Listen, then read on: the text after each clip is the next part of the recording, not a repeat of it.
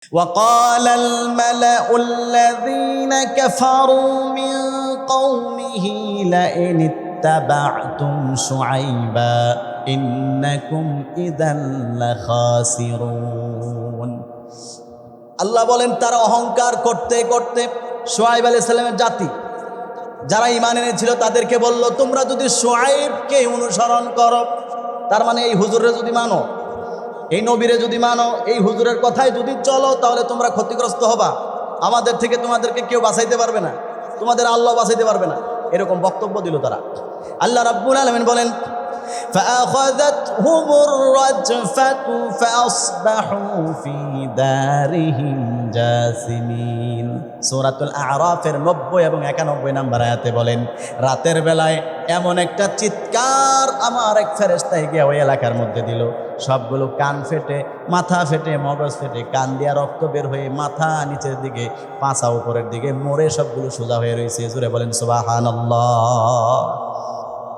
গত সপ্তাহে আমরা আলোচনা করেছি অহংকারী যারা, মুতাকাব্বির, অহংকারীদের কিছু ভয়াবহতা, তাদের পরিণাম কত নিকৃষ্টতম হয়।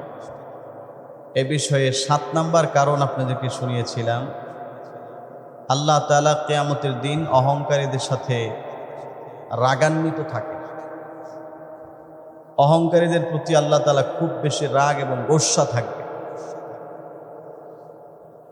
এবং এটার দলিল মুসলিম শরীফের হাদিসের মাধ্যমে আপনাদেরকে দেওয়া হয়েছে। অহংকারীদের পরিণাম, 8 নম্বর পরিণাম হচ্ছে, ইমাম সাহেব এদিকে আসেন, সাউন্ড কমাইতে হবে মাইকের। যারা অহংকারী,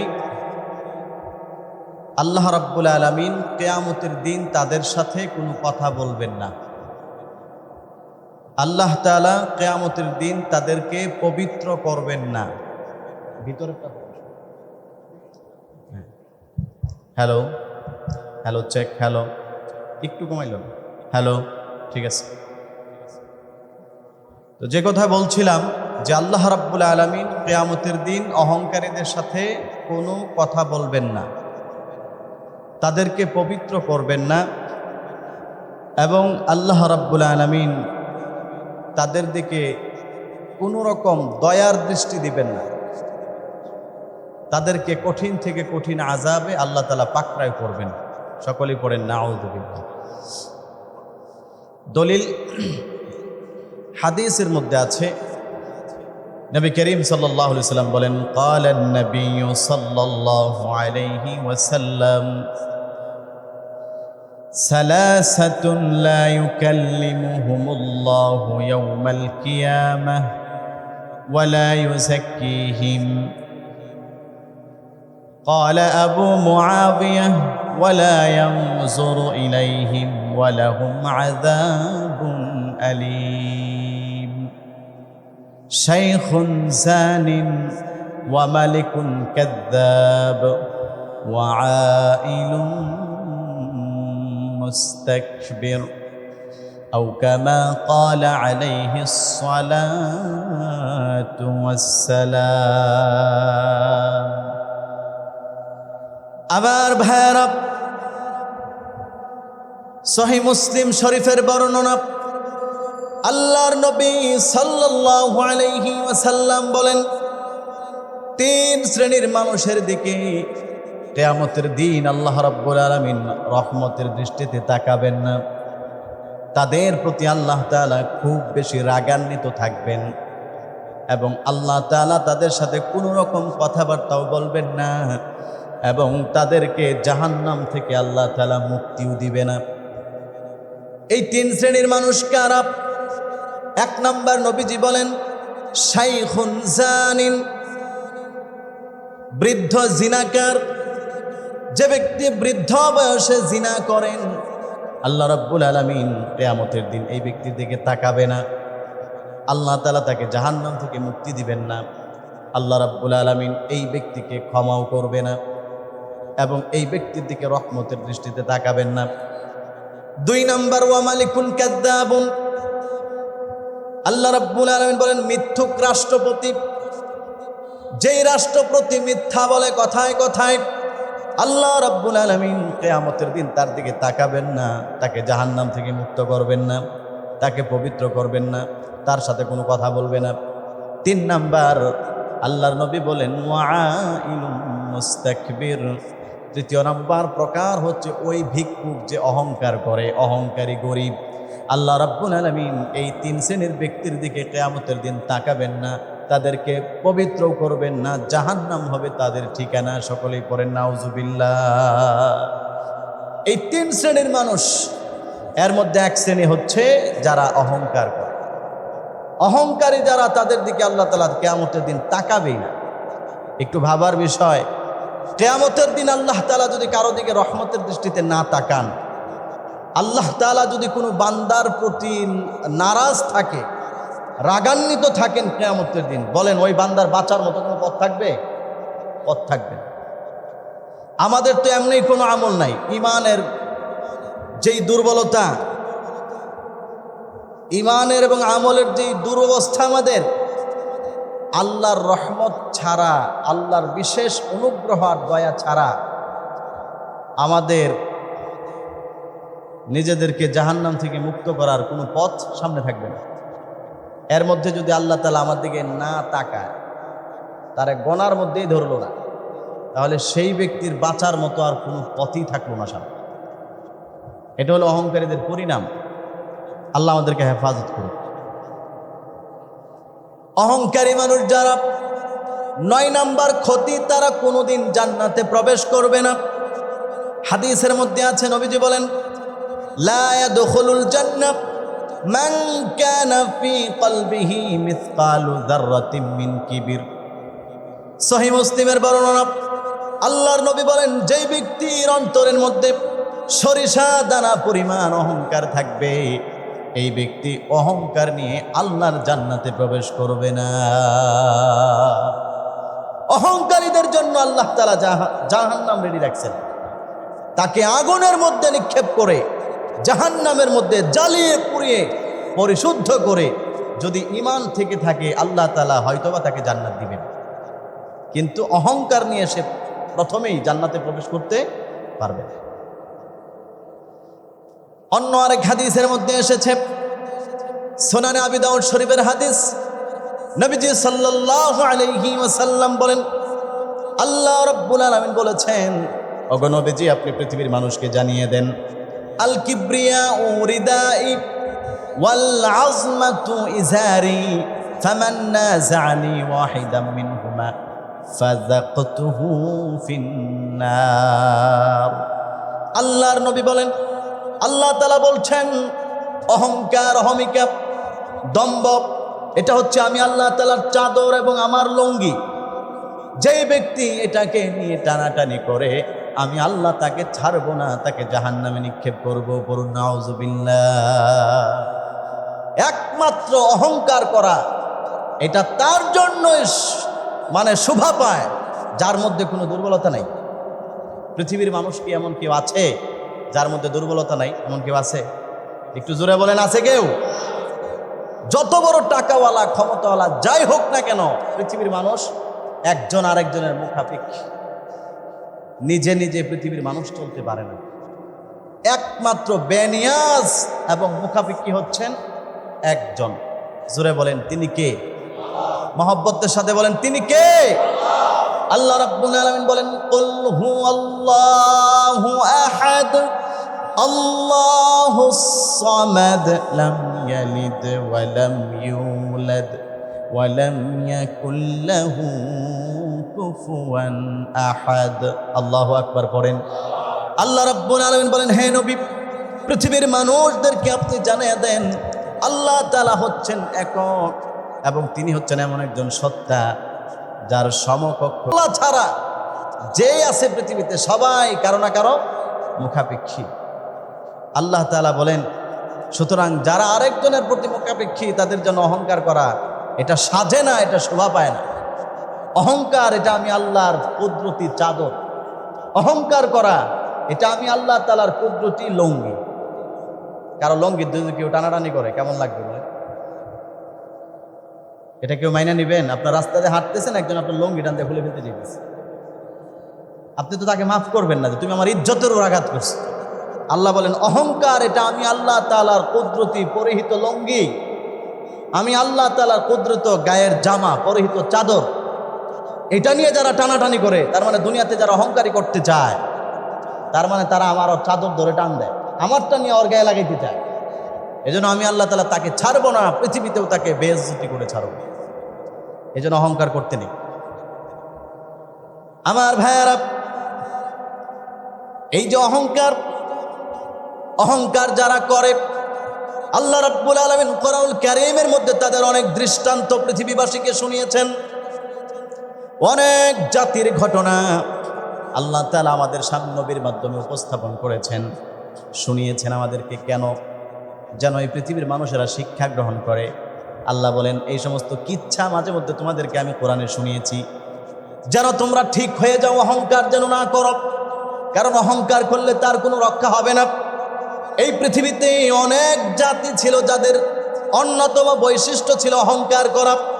আল্লাহ রাব্বুল আলামিন কোরআনুল কারীমের মধ্যে তাদের নাম ধরে ধরে বলেছেন, অমুক জাতি অহংকার করত, অমুক জাতি অহংকার করত, অমুক জাতি অহংকার করত। আমি আপনাদেরকে এখন এরকম কয়েকটা উদাহরণ শোনাবো। আল্লাহ রাব্বুল আলামিন নাম ধরে ধরে বললেন, পৃথিবীর মানুষেরা শোনো, যারা অহংকার করে তাদের জন্য পরকালীন শাস্তি তো আছেই, দুনিয়াতেও তারা বাঁচতে পারে না, দুনিয়াতেও আল্লাহর শাস্তি এবং গজব তাদেরকে ধরে ফেলে। এমন কিছু জাতি এই পৃথিবীতে ছিল যাদের উদাহরণ আল্লাহ কোরআনুল কারীমের মধ্যে আমাদেরকে শুনিয়েছেন। এক নাম্বার উদাহরণ হচ্ছে সাইয়েদানা নূহ আলাইহিস সালাতু ওয়াস সালামের জাতি। নূহ নবীর উম্মতেরা চরম পর্যায়ের অহংকারী ছিল। আল্লাহ রাব্বুল আলামিন নূহ আলাইহিস সালাতু ওয়াস সালামকে তাদেরকে দ্বীনের দিকে দাওয়াত দেওয়ার জন্য নবী হিসাবে প্রেরণ করলেন। নূহ আলাইহিস সালাতু ওয়াস সালাম তাদেরকে ৯৫০ বছর আল্লাহর দিকে দাওয়াত দিয়েছেন, মাত্র ৪০ জন ঈমান আনছে। ৯৫০ বছর দাওয়াত দিয়েছেন, এক আর দুই দিন না, ১-২ বছর না, ৯৫০ বছর, ৯৫০ বছর দাওয়াত দিয়েছেন, ঈমান আনছেন মাত্র ৪০ জন। চিন্তা করছেন ওনার ধৈর্য কি পরিমাণ ছিল? আমরা হইলে তো আরে পিডাইয়া ওই জমানার মানুষরে বদদোয়া করে শেষ করে ফেলতাম, যে ২০ বছর দাওয়াত দিতেছি একটা লোকেও মসজিদে আসে না, আল্লাহ তুমি গজব দিয়ে এদেরকে সব শেষ করে দাও। আমরা হলে তো এই করতাম। কিন্তু ওনার ধৈর্য কি পরিমাণ ছিল! ৯৫০ বছর দাওয়াত দিয়েছেন। আল্লাহ কোরআনে বলছেন ঈমান আনছেন মাত্র ৪০ জন। কোনো বর্ণনায় আছে ৮০ জন, কিন্তু ৮০ জনের উপরে না, ৪০ জন, এটাই অনেকের মধ্যে সহিহ কথা। এখন তাদের সমাজের লোকেরা ঈমান আনতো না কেন? কি কারণে ঈমান আনতো? আল্লাহ রাব্বুল আলামিন কোরআনুল কারীমের মধ্যে বলেন অহংকারের কারণে তারা ঈমান আনতো না। তাদের সেই ঘটনাগুলো আল্লাহ আমাদেরকে কোরআনুল কারীমের মধ্যে শুনিয়েছেন। আল্লাহ তাআলা বলেন وَإِنِّي كُلَّمَا دَعَوْتُهُمْ لِتَغْفِرَ لَهُمْ جَعَلُوا أَصَابِعَهُمْ فِي آذَانِهِمْ وَاسْتَغْشَوْا ثِيَابَهُمْ وَأَصَرُّوا وَاسْتَكْبَرُوا اسْتِكْبَارًا। কোরআনুল কারীমে সূরা নূহ ৭ নম্বর আয়াত। আল্লাহ রাব্বুল আলামিন বলেন, নূহ নবী বলছেন, আমি যখনই তাদেরকে আল্লাহর দিকে দাওয়াত দিতাম, ও আমার সম্প্রদায়ের লোকেরা আসো, আল্লাহর দিকে আসো, গুনাহ ছেড়ে দাও, অহংকার ছেড়ে দাও, মানুষের প্রতি জুলুম করা ছেড়ে দাও, আল্লাহর ইবাদত বন্দেগী করো, মূর্তির ইবাদত বন্দেগী করো না, মূর্তির সামনে সাজদা দিও না। তাদেরকে যখন আমি এইভাবে যখন দাওয়াত দিতাম, জাআলু আসাবিআহুম ফি আযানিহিম, তারা তাদের আঙ্গুলগুলোকে কানের মধ্যে ঢুকিয়ে দিত, দুই হাতের আঙ্গুল নিয়ে কানের মধ্যে দিত, যেন নবীর কথা, দ্বীনের কথা যেন তাদের কানের মধ্যে না ঢুকে, নবীর কথা যেন না শোনা লাগে। আল্লাহ বলেন শুধু এতটুকু শেষ না, ওয়াস্তাগশাউ সিয়াবাহুম, তারা কাপড় দিয়ে নিজেদের চেহারাকে ঢেকে ফেলতো, খেতা দিয়া চাদর দিয়া চেহারাকে ঢেকে ফেলতো যেন নবীরে দেখা না লাগে। এমন পর্যায়ের বেয়াদবিপূর্ণ আচরণ তাদের ছিল। আল্লাহ রাব্বুল আলামিন বলেন ওয়াসারু ওয়াস্তাকবারু ইস্তিকবারা, এবং তাহারা অহংকার করল, এমন বেশি অহংকার করল, অহংকারের কারণে নবীর কথা মানলো না, তারা ঈমান আনলো না। শুধু এতটুকু শেষ নয়, আল্লাহ রাব্বুল আলামিন নবীর মাধ্যমে তাদেরকে জানিয়ে দিলেন তোমাদেরকে প্লাবনে গ্রাস করবে, অনেক বড় বন্যা হবে, কেউ বাঁচতে পারবে না। সুতরাং যারা বাঁচতে চাও ঈমান আনো। নূহ নবীকে আল্লাহ বললেন আপনি একটা নৌকা তৈরি করেন, আপনার নৌকার মধ্যে যারা উঠবে ঈমানদার তারাই শুধু বাঁচতে পারবে, আর কেউ বাঁচতে পারবে না। নূহ নবী ঘোষণা করলেন, ও আমার কওমের লোকেরা, আল্লাহর গজব আসতেছে, তোমাদের মধ্যে বিশাল বড় বন্যা হবে, ওই বন্যা থেকে কেউ বাঁচতে পারবে না। সুতরাং বাঁচতে যদি চাও ঈমান আনো, আমার এই নৌকার মধ্যে উঠে পড়ো। নূহ আলাইহিস সালাতু ওয়াস সালাম যখন বললেন তাদেরকে, তারা কথার গুরুত্ব দিল না। আমার ভাইয়েরা, আল্লাহ রাব্বুল আলামিন কোরআনুল কারীমের মধ্যে বলেন, ওই জাতি নূহ আলাইহিস সালাতু ওয়াস সালাম যখন শুকনা জায়গার মধ্যে নৌকা বানাচ্ছেন, কারণ এক সময় এখানে পানি আসবে, তারপরে সেই নৌকার মধ্যে উঠলে জীবন বাঁচবে। নদীর মধ্যে নৌকা বানান নাই, নৌকা বানাচ্ছেন শুকনার মধ্যে। আল্লাহ রাব্বুল আলামিন বলেন কোরআনে, ওয়ায়াসনাউল ফুলকা ওয়া কুল্লামা মাররা আলাইহি মালাউম মিন কওমিহি সাখিরু মিন ক্বালা ইন তাসখারু মিন্না ফাইন্না নাসখারু মিনকুম কামা তাসখারুন। সূরাতুল হুদ ৩৮ নম্বর আয়াত। আল্লাহ রাব্বুল আলামিন বলেন, যখনই মুসা নূহ আলাইহিস সালাতু ওয়াস সালাম নৌকা বানাতে শুরু করলেন, তখন তারা সেই দিক দিয়ে যেত আর নবীকে টিটকারি করত। পাগল কি আর গাছে ধরে নাকি? শুকনার মধ্যে নৌকা বানায়, আল্লাহ নাকি বন্যা দিব, তারপরে নাকি এখানে উঠবে। টিটকারি মস্কারি করতো অহংকারের কারণে। আল্লাহ রাব্বুল আলামিন বলেন, আমি তখন তাদেরকে বন্যা দিলাম। কোরআনে বিস্তারিত ঘটনা আল্লাহ আমাদেরকে শুনিয়েছেন। আসমান থেকে লাগাতার বৃষ্টি হলো, জমিন থেকে লাগাতার পানি উঠতে লাগলো। আল্লাহ আসমানকে নির্দেশ করলেন, হে আসমান, তোমার মধ্যে যত পানি আছে সব নিচে ছেড়ে দাও। জমিনকে আদেশ করলেন, হে জমিন, তোমার মধ্যে যত পানি আছে সব উপরে বের করো। এমন পানি বের হলো লাগাতার। আল্লাহ রাব্বুল আলামিন নূহ নবীকে বললেন, যখন আপনার ঘরের চুলার মধ্যে পানি উঠে যাবে, সাথে সাথে আপনার ঈমানদারদেরকে নৌকার মধ্যে উঠবেন, তখন কিন্তু আর বাঁচার পথ নাই। চুলার মধ্যে যখন পানি উঠে গেল, নূহ আলাইহিস সালাম ঈমানদারদেরকে ডাক দিলেন, এবার আর বাঁচার পথ নাই, তাড়াতাড়ি উঠো নৌকার মধ্যে। সবাই মিলে নৌকার মধ্যে উঠে গেল। ওনার ছেলে কেনানকে ডেকে বলেছিল, কলিজার টুকরা সন্তান, তোমার জন্য আমার অনেক মায়া লাগে, তুমি আমার সাথে উঠো নৌকায়। শেষ মুহূর্তে আমি আল্লাহর কাছে তোমার জন্য দরখাস্ত করব, ঈমান আনো, বাঁচতে চাইলে নৌকায় উঠো। সন্তান বলেছিল, সাআবি ইলা জাবালি ইয়াসিমুনি মিনাল মা। আব্বা, আপনার এই পাগলের কথায় আপনার নৌকায় আমার উঠা দরকার নেই, আমি ওই পাহাড়ের মধ্যে চলে যাব, পাহাড়ের চূড়ায় উঠে যাব। ইয়াসিমুনি মিনাল মা। তখন ওই পাহাড় আমাকে পানি থেকে বাঁচায় দেবে। ঈমান আনে নাই। আল্লাহ তাআলা এমন বন্যা দিলেন, তাদের এই অহংকারের কারণে সবগুলোরে 40 দিন পর্যন্ত গোটা পৃথিবীকে আল্লাহ তাআলা পানির নিচে রেখে পুরা পৃথিবী ধ্বংস করেছেন, শুধুমাত্র ওই নৌকার মধ্যে 40 জন ছাড়া। এই জন্য নূহ আলাইহিস সালামের জমানাটাকে বলা হয় ছোট কিয়ামত। অর্থাৎ এরপরে পৃথিবীর সব কিছু নতুন করে শুরু হয়েছিল। মাত্র 40 জন মানুষ ছাড়া পৃথিবীতে আর কিছু ছিল না। আর ওনার সেই নৌকার মধ্যে কিছু জীবজন্তুকে আল্লাহর আদেশে তুলেছিলেন, যেরকম এক জোড়া বাঘ, এক জোড়া গরু, এক জোড়া মুরগি, এরকম পশু পাখি আল্লাহ তাআলা বলছেন এক জোড়া করে, কারণ পরবর্তীতে পৃথিবীতে বংশ বিস্তার করতে হবে তো। এই জন্য এগুলোর আল্লাহ তাআলা উঠে রাখছেন। আর ওই 40 জন ছাড়া যা ছিল সবগুলো পানির মধ্যে ডুবে ডুবে ডুবে ডুবে মৃত্যুবরণ করেছে। আল্লাহ তাআলা তাদেরকে দুনিয়া থেকে ধ্বংস করে দিয়েছে অহংকারের কারণে। এই ছিল নূহ আলাইহিস সালামের জাতি। আল্লাহ রাব্বুল আলামিন এই ঘটনা আমাদেরকে শোনালেন, শিক্ষা গ্রহণ করো, অহংকার করো না, তাহলে তোমাদেরকেও কিন্তু আমি এখন এটা করতে পারি। কি বলেন, যে আল্লাহ তাআলা নূহ নবীর জাতিকে এই প্লাবনে বন্যা দিয়া ডুবাই মারছেন, সে আল্লাহ তাআলার ক্ষমতা কি এখন নাই? জোরে বলেন, আছে না নাই? এই জন্য অহংকার করা যাবে না। আল্লাহ হেফাজত করুক, আমিন বলেন। 2 নাম্বার জাতি ছিল আদ জাতি। আদ জাতি পৃথিবীর অন্যতম শিক্ষিত এক জাতি ছিল, যারা নির্মাণ শিল্পে পৃথিবীর মধ্যে বিখ্যাত। আজও পর্যন্ত যারা কোনো কিছু চিত্রাঙ্কন করে, নির্মাণ করে, ওই আদ জাতির মতো এরকম সূক্ষ্ম এবং দক্ষ নির্মাণ শিল্প এখন পর্যন্ত আবিষ্কার হয় নাই। এমন যোগ্য তারা ছিল।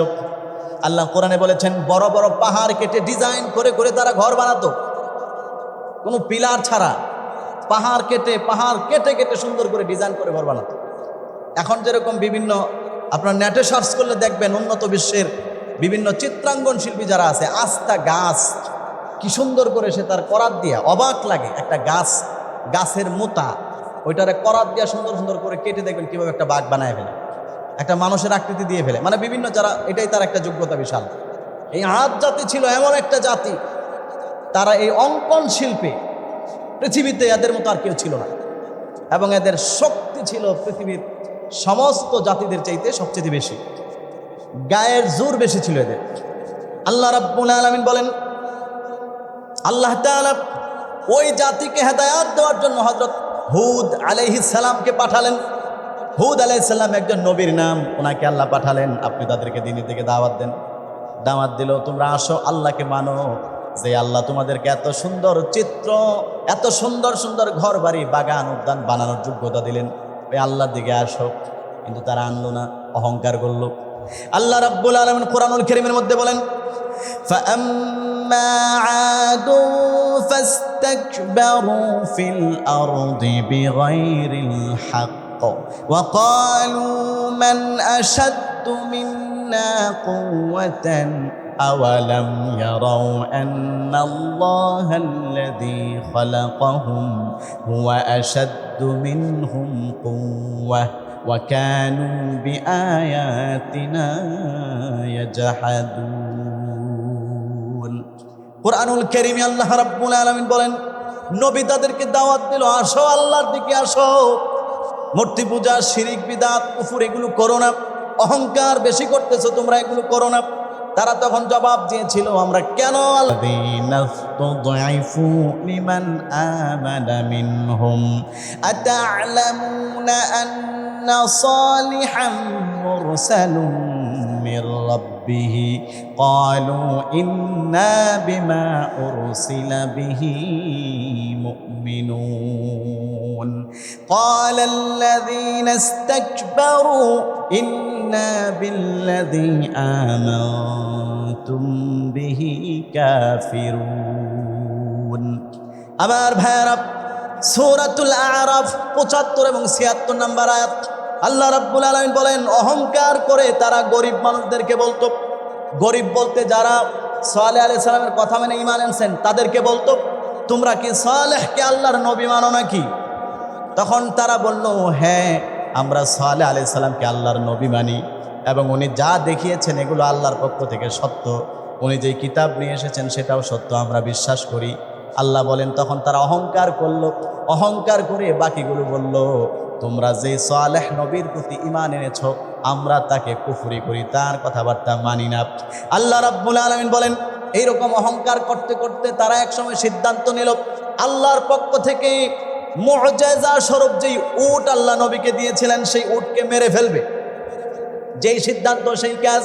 আল্লাহ কোরআনে বলেন, ফাআকারুন নাকাতা ওয়া আতাউ আন আমরি রাব্বিহিম ওয়া ক্বালু ইয়া সালিহু ইতিনা বিমা তাইদুনা ইন কুনতা মিনাল মুরসালিন।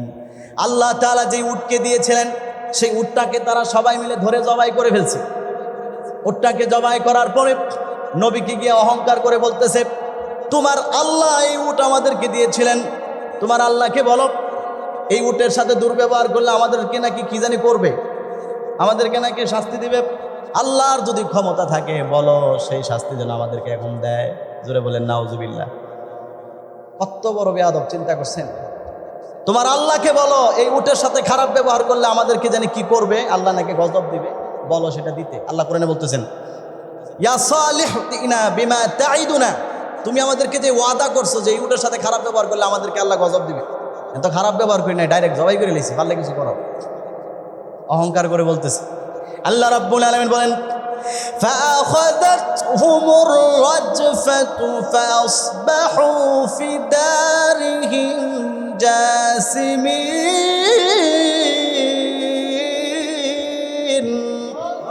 আল্লাহ রাব্বুল আলামিন বলেন, রাতের বেলায় অহংকারের কারণে আমি এমন ভূমিকম্প দিলাম, ওদের পুরা ঘর বাড়ি ভেঙে শেষরে, মাথা নিচের দিকে, পাছা উপরের দিকে, সবগুলো মরে সোজা হয়ে রয়েছে। একদিনে আমি সবগুলো ঠান্ডা করে দিয়েছি।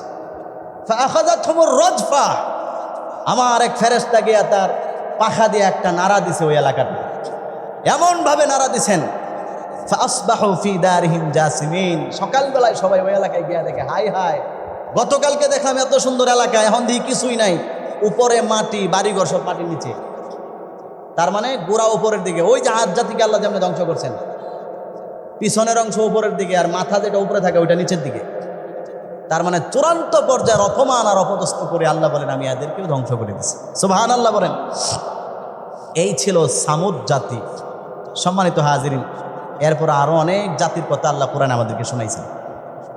4 নাম্বার যে অহংকারী জাতি ছিল এই পৃথিবীতে, তারা হলো মাদায়েনবাসী। মাদায়েন একটা শহরের নাম। হযরত শুআইব আলাইহিস সালামকে আল্লাহ তাআলা সেখানে নবী হিসেবে প্রেরণ করেছিলেন। হযরত মূসা আলাইহিস সালামের শ্বশুর, মূসা আলাইহিস সালামের শ্বশুরের নাম কি? শুআইব আলাইহিস সালাম, নবী শুআইব আলাইহিস সালাম যেই এলাকার মধ্যে আল্লাহ তাআলা ওনাকে পাঠিয়েছিলেন, ওই এলাকার লোকেরা অহংকার করল। আল্লাহ রাব্বুল আলামিন কোরআনুল কারীমের মধ্যে বলেন, তাদেরকে আমি ধ্বংস করলাম। কেমনে করলাম?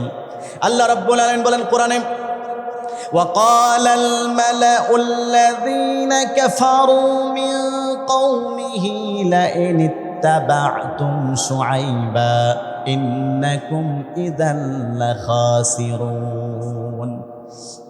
আল্লাহ বলেন, তারা অহংকার করতে করতে শুআইব আলাইহিস সালামের জাতি যারা ঈমান এনেছিল তাদেরকে বলল, তোমরা যদি শুআইবকে অনুসরণ করো, তার মানে এই হুজুরে যদি মানো, এই নবীরে যদি মানো, এই হুজুরের কথায় যদি চলো, তাহলে তোমরা ক্ষতিগ্রস্ত হবা।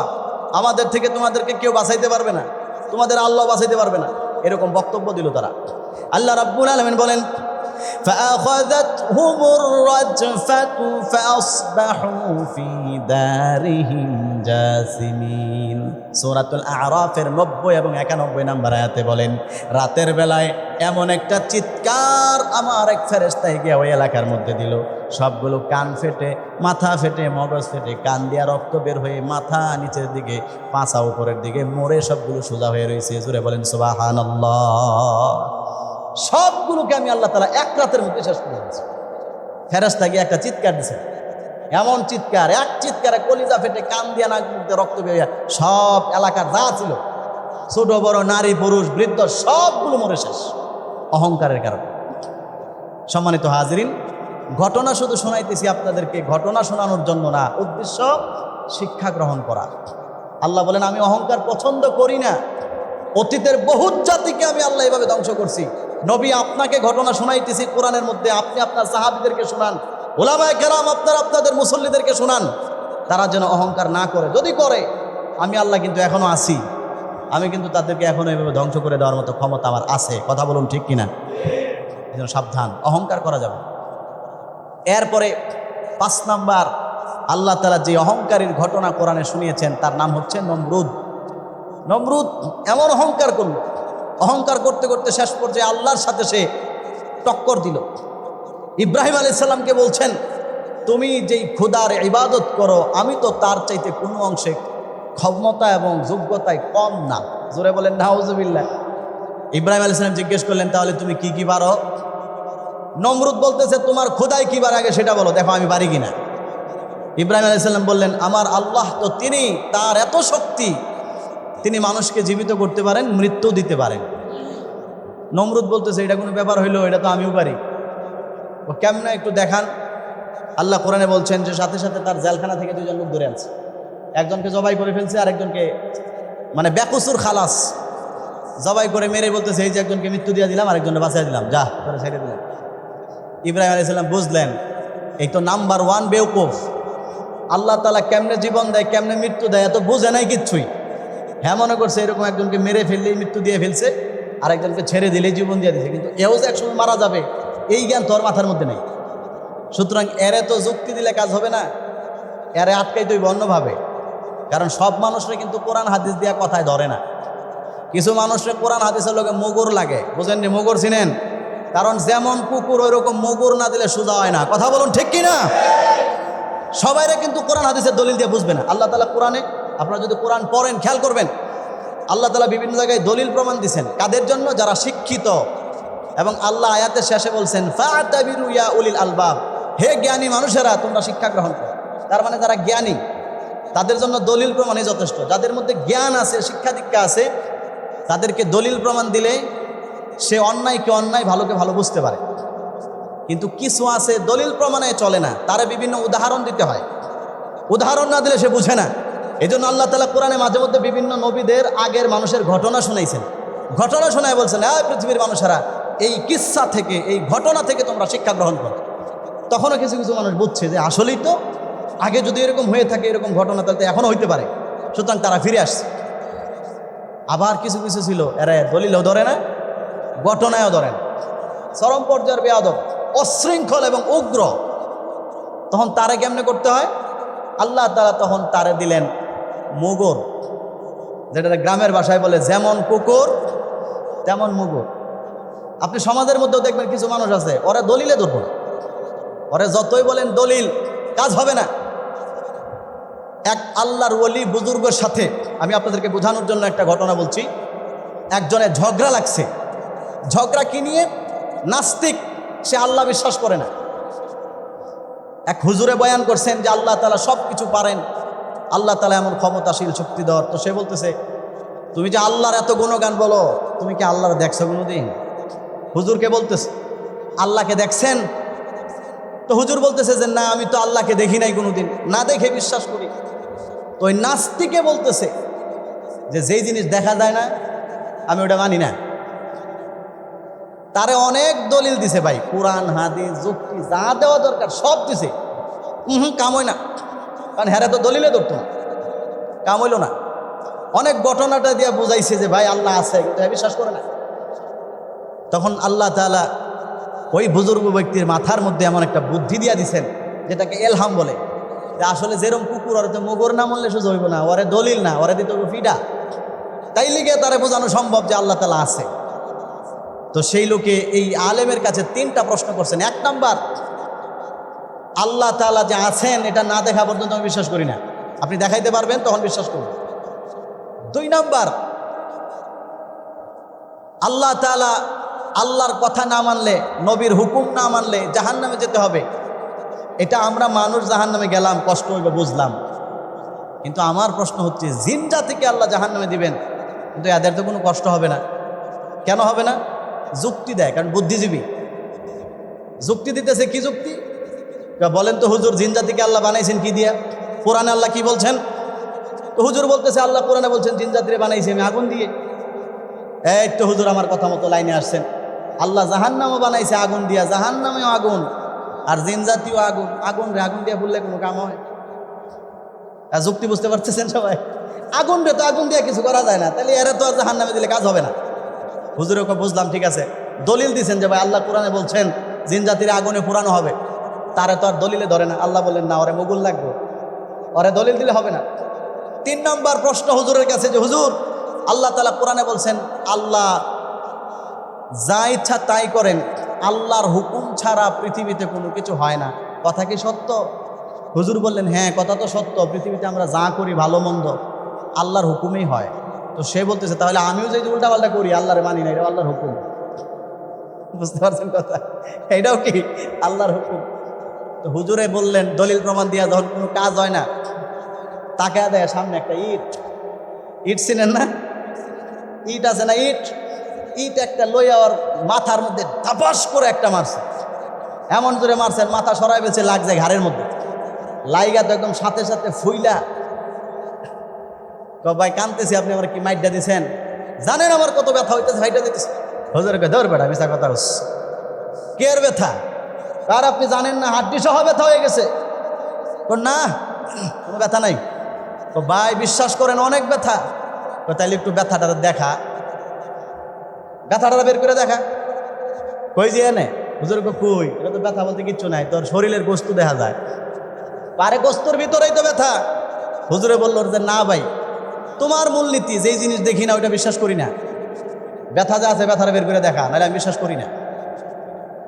কি বলেন, ব্যথা রেখে বের করে দেখানো যায়? মাথা ব্যথা উঠলে দেখানো যায় যে হুজুর এই যে ধরেন কালো দেখা যায়, এটা ব্যথা, এটা মাথা, এরকম দেখাইতে পারে কেউ? তখন হুজুর তারে বললেন, এই যে তোর শরীরের ব্যথা আছে, এটা সত্য না মিথ্যা? তখন সে বলতেছে, হ্যাঁ এটা তো সত্য, ব্যথা তো আছে। তাহলে দেখাইতে পারো না কেন? এটা তো দেখানো যায় না। ওই আলেম বললেন, ঠিক ওইরকম ভাবে আল্লাহ তাআলাও আছেন, কিন্তু ওইটা দেখা যায় না, দেখানো যায় না, বিশ্বাস করতে হবে আল্লাহ আছে। কথা বলুন ঠিক কিনা? ওই মুগুর খাওয়ার পরে গিয়ে বুঝে আইছে, ও তাহলে ঠিক আছে। এখন সবাইরা দলিলে ধরে না, মুগুর দিতে হয়। এখন তোমার দ্বিতীয় প্রশ্ন ছিল, আল্লাহ তাআলা জিন জাতিকে জাহান্নামে পোড়াইবে, ওটা আমি মানি না। তাহলে তোমারে যে আমি মাইটটা দিলাম, তুমি যে ব্যথা পাইছো এটাও আমি মানি না, তুমি ব্যথা পাও নাই। তো সে বলতেছে, হুজুর এটা কেমন কথা? আমি চিৎকার পারতেছি, দেখতেছেন, আপনি বলতেছেন আমার ব্যথা হয় না। হুজুর বলতেছে, দেখো তোমাকে আল্লাহ তাআলা কি দিয়ে বানাইছেন? মাটি দিয়ে। ইটরে কি দিয়ে বানাইছে? মাটি দিয়ে। ভাই সোজা হিসাব, তুমি তো একটু আগে বলছো জিন জাতিকে আল্লাহ আগুন দিয়ে বানাইছেন, আর জাহান্নামও আগুনের মধ্যে ফালাইলে কি ব্যথা লাগে? তো তোমারও মাটি দিয়ে বানাইছে, ইটও মাটি দিয়ে বানাইছে, মাটি দিয়ে মাটিরে মারছি, তো তোর সমস্যা কি? তো তোরও তো ব্যথা লাগার কথা না। না ভাই আসলে অনেক লাগছে, হাঁটতে সব হেঁটে গেছে। বিশ্বাস করস তাইলে? মাটি দিয়েও যে মাটিরে মারা যায়, বিশ্বাস হয়? হ্যাঁ এখন বুঝছি। হুজুর বললেন, ঠিক ওই রকম ভাবে আল্লাহ রাব্বুল আলামিনও জিন জাতিকেও আগুন দিয়ে বানাইছেন, জাহান্নামকেও আগুন দিয়ে বানাইছেন। ওই তোরেও মাটি দিয়ে বানাইছে, ইটেরও মাটি দিয়ে বানাইছে। ওই মাটি দিয়ে মাটিরে মারার কারণে তুমি যেরকম ব্যথা পাইছো, ওই জিন জাতি যদিও আগুনের, আল্লাহ তাআলা জাহান্নামে ফালাইলে ওই জিন জাতি ওইরকম শাস্তি পাবে। কথা বলুন ঠিক কিনা? মুগুর খাওয়ার পরে গিয়ে বুঝাইছে। এতক্ষণ যে কোরআনের দলিল দিছে বিশ্বাস করেনি, না এটা হইতে পারে না। এখন তোমার 3 নাম্বার প্রশ্ন, আল্লাহ যা হুকুম করে তাই করে, এটা তো তুমি মানো? হ্যাঁ। তাইলে আমি তো তোমার এই ইটটা মারছি মাথার মধ্যে, এটা তো ভাই আমি মারি নাই, আল্লাহরই হুকুম ছিল। এখন আল্লাহ হুকুম আরেকটু পরে আবার আরেকটা করবো, ইট কই আছে সাইডে বসতেছে, আরেকটা মারবো তোর। আল্লাহর হুকুম সামনে আরেকটা আইতেছে, তখন আরেকটা মারুন তোমারে। তখন সে বললো, হুজুর আমার বুঝে আসছে, আর গাড়তের আমি করবো না, জীবনে আর গাড়তের আমি করবো না, শুধু হয়ে গেছে। এজন্য আল্লাহ তাআলা কোরআনুল কারীম এমন একটা চমৎকার কিতাব, কিছু কিছু মানুষকে দলিল দিয়ে বুঝাইছেন, কিছু মানুষকে যুক্তি দিয়ে বুঝাইছেন, কিছু মানুষকে আল্লাহ তাআলা ঘটনা দিয়ে বুঝাইছেন। এই যে আমাদেরকে আল্লাহ তাআলা এতগুলো জাতির ঘটনা শোনাইলো, ফেরাউনের ঘটনা শোনাইছেন, নমরুদের ঘটনা শোনাইছেন। ঘটনা কি শুনে খালি ঘটনা শুনবেন আর মজা লাগবে এই কারণে না, আল্লাহ শিক্ষা দেওয়ার জন্য, যার জন্য যেটা প্রযোজ্য সে ওখান থেকে এটা বুঝবে। ইব্রাহিম আলাইহিস সালাম বুঝলেন যে এ তো মাথা মোটা, ওরে তো এখন দলিল দিলে কাজ হবে না, তারা এখন যুক্তির প্যাচে আটকাইতে হবে। কিভাবে আটকাবে? উনি সাথে সাথে বললেন, আচ্ছা মাশাআল্লাহ, আপনিও দেখি একজনকে মেরে ফেলছেন, জীবিত করছেন, আপনি তো দেখি ভালোই পারেন, আমার আল্লাহ যেটা পারে ওইটাও পারেন। কিন্তু আমার আরেকটা প্রশ্ন আছে, আমার আল্লাহ তাআলা তো এমন একজন শক্তিশালী খোদা, যিনি প্রতিদিন সকালবেলায় সূর্য উঠায় পূর্ব আসমান থেকে। আপনি যেহেতু নিজেরা খোদা দাবি করতেছেন, শুধুমাত্র আগামীকাল মাত্র একদিন আপনি সূর্যটা পশ্চিম দিক থেকে উঠাইবেন। সুবহানাল্লাহ বলেন। আল্লাহ কোরআনে বলেন, ফাবহিতাল্লাযী কাফার, ওই কাফের সাথে সাথে মাথা নত করে দিছে তার পায়ের সামনে। সুবহানাল্লাহ। কারণ ওরা দলিল দিয়া ধরে নাই, ওরা ধরছে কি দিয়া? যুক্তি দিয়া।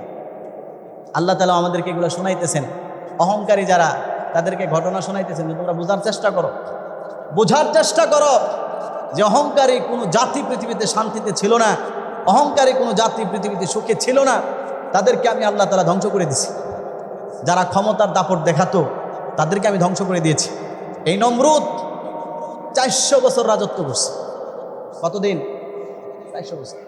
ক্ষমতা এমন এক জিনিস, এটা মানুষের কাছে যখন থাকে তখন এটা তাকে আস্তে আস্তে নাফরমানের দিকে উদ্বুদ্ধ করে। ক্ষমতা এমন একটা জিনিস, এটা তাকে নাফরমানের দিকে উদ্বুদ্ধ করে। সে মনে করে আমার আর কিছু হবে না। এই ফেরাউন এটা বলতো যে আমি তো 400 বছর ক্ষমতায়, আমাকে আল্লাহ কিছু করতে পারবে না। নাফরমানি করতে করতে সে নাফরমানি এই পর্যায়ে গিয়েছিল, তাফসির ইবনে কাসিরের মধ্যে আছে, শেষ পর্যায়ে সে আল্লাহর বিরোধিতা করতে করতে আল্লাহকে মারার জন্য রেডি হয়ে গেছে। নাউজুবিল্লাহ বলেন। তার মন্ত্রী পরিষদের কিছু লোকের সাথে পরামর্শ করল যে নবী ইব্রাহিমের সাথে তো কোনোভাবেই কুলায় উঠতে পারতেছি না, কি করা যায়? একজনের পরামর্শ দিল, একটা কাজ করেন, নবী ইব্রাহিমে যে আল্লাহর কথা বলে আপনি ওই আল্লাহরে মাইরা ফেলেন, ব্যাস আল্লাহ নাই, খেল খতম। সে বললো আসলে তো বুদ্ধিটা তো সুন্দর, তাহলে কেমনে মারবো আল্লাহ রে, আল্লাহ থাকে কই? তো মন্ত্রী বলতেছে ইব্রাহিমকে তো দেখি সবসময় কথা বলার সময় উপরের দিকে এরকম তাকায় হাত তুলে কথা বলে, তাহলে মনে হয় আল্লাহ উপরেই থাকে, উপরেই থাকে। পরে একজন রেজে জিজ্ঞেস করলো আল্লাহ থাকে কোথায়? উনি বললেন আল্লাহ তোরা তা আরশে থাকে, 7 আসমানের উপরে। তো সে বললো আচ্ছা তাহলে জায়গা পাওয়া গেছে, কোন জায়গায় থাকে? এখন ওই জায়গায় কিছু লোক পাঠায় দিই, আল্লাহরা মাইরা সাইজ করে চলে আসবে, আর আমার ক্ষমতা দুনিয়াতে স্থায়ী হয়ে যাবে। নাউজুবিল্লাহ বলেন। কোরআনের কথা ভাই, কোনো বানানো কিচ্ছা, ইতিহাস বলছি না। নমরুদ তখন কেমনে মারবো ওই জায়গায়, মন্ত্রী পরিষদকে আদেশ করলো একটা মিনার বানান, উঁচা মিনার, এমন উঁচা মিনার বানাইবেন এর চেয়ে উঁচা পৃথিবীতে আর কিচ্ছু নাই, একটা বানান আপনি বানাইছেন। বানানোর পরে বলল ওই জায়গার মধ্যে উঠেন, একদম ছাদে, একদম চূড়ায় উঠে এবার কে যত তীর মারতে পারে, তখন তো আর এখনের মতো দামি দামি মিসাইল যুদ্ধ বিমান এগুলো ছিল না, তীর মারত।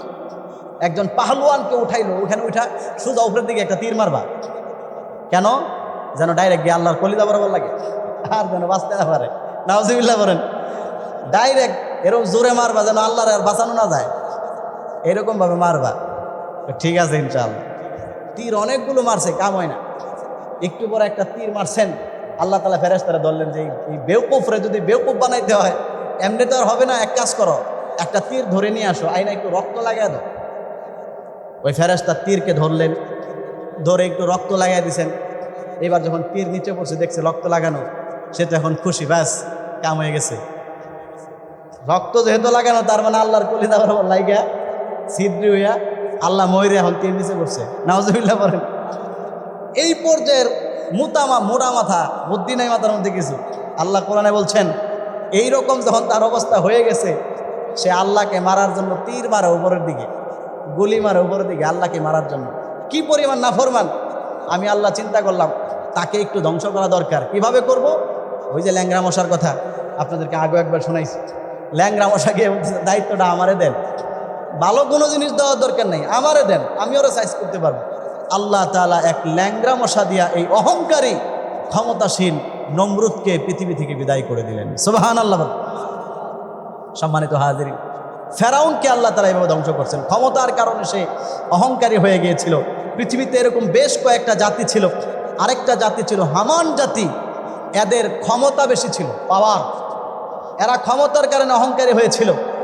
আল্লাহ তাআলা কোরআনে বলছেন এরা যখন অহংকার করতে করতে সরাসরি আমার বিরুদ্ধে তাদের অবস্থানকে এমন মজবুত করলো, পৃথিবীর মানুষকে জুলুম করছে, পৃথিবীর মানুষকে একের পর এক অন্যায়ভাবে হত্যা করতেছে ক্ষমতার কারণে, আমি আল্লাহ রাব্বুল আলামিন তাদেরকে ধ্বংস করে দিলাম। আমি আল্লাহ তাআলা তাদেরকে পৃথিবী থেকে নিঃশেষ করে দিয়েছি। এরপরে এই পৃথিবীতে নবী আলাইহিস সালামের জমানায় অহংকারী একটা জাতি ছিল, এরা ছিল মক্কার কাফেররা। তারা নবীজিকে মানতো না, সাহাবীদেরকে মানতো না। বেলাল হাবশী রাদিয়াল্লাহু আনহুকে জুলুম করত, সুমাইয়া রাদিয়াল্লাহু আনহাকে জুলুম করত। কেন? তাদের ক্ষমতার কারণে। আমাদের কুরাইশের মানুষ, মক্কার মানুষ, টাকার অভাব নাই, ক্ষমতার অভাব নাই।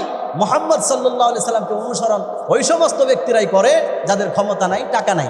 সুতরাং তাদেরকে টাকা এবং ক্ষমতা দিয়া শেষ করে দিতে হবে। যখন জুলুমা নির্যাতন শুরু করলো, আল্লাহ রাব্বুল আলামিন এই কাফেরদেরকেও এমনভাবে পরাস্ত করেছেন, ইতিহাসের আস্থা করে আল্লাহ তাদেরকে নিক্ষেপ করেছেন। সম্মানিত হাজিরিন, এই ঘটনাগুলো ইতিহাস নয়, সরাসরি কোরআন এবং হাদিস থেকে শুনিয়েছি। যেই কটা শুনেছি, উদ্দেশ্য আল্লাহ তাআলা শুধু আমাদেরকে একটা জিনিস শিখাইছেন, পৃথিবীতে থেকেই অহংকার করো না। পৃথিবীতে ক্ষমতা আসবে, আমি আল্লাহর নিয়ামত। ক্ষমতার পরিবর্তন হয়, আমি আল্লাহর নিয়ামত। কখনো তোমাকে দিব, কখনো তোমার বিরোধী দলকে দিব। কিন্তু সাবধান, তুমি ক্ষমতা পেয়ে অহংকার করে, সেই ক্ষমতার অপব্যবহার করে মানুষের প্রতি জুলুম করো না, মানুষের প্রতি অন্যায় করো না। তাহলে এই মানুষ কখনোই তোমাকে শ্রদ্ধার সাথে স্মরণ করবে না। যেমন নমরুদ, ফেরাউন, হামান, কারুন, এদেরকে মানুষ সম্মানের সাথে স্মরণ করে না।